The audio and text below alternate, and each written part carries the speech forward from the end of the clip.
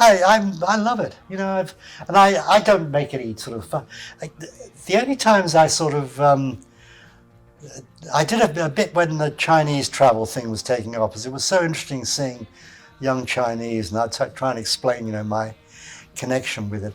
But a few times I've been in really weird and wonderful places, and you see someone. And the occasion I particularly remember with this was in Armenia, and Armenia is still, probably, it was a few years ago, a bit off the beaten track, and I was I forget where I was, but Learning Plan had an Armenia guide. I was using it, and I was somewhere weird and wonderful, and there was a woman sitting there looking at her Armenia guide. So I went over and introduced myself, and she was delighted. She was really, really happy to meet someone with a connection to I didn't write the guidebook, of course, but to the business, and that was nice. It didn't hurt me introducing myself, and it made her day. Later on, she's going to say, "Guess who I met when I was in Armenia?"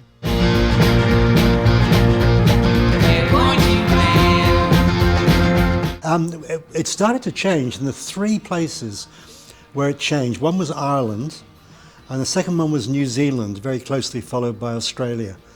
And they started being much more freewheeling in the bars and everything else.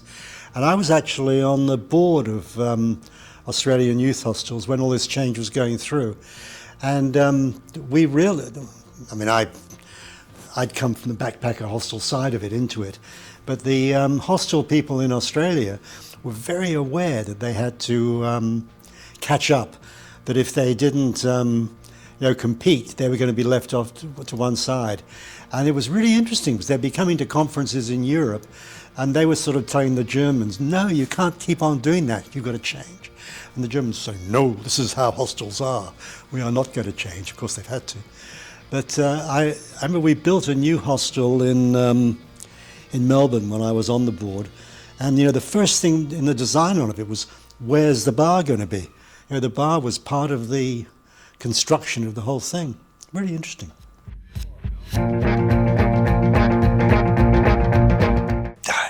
But it has been my life, and I've enjoyed it.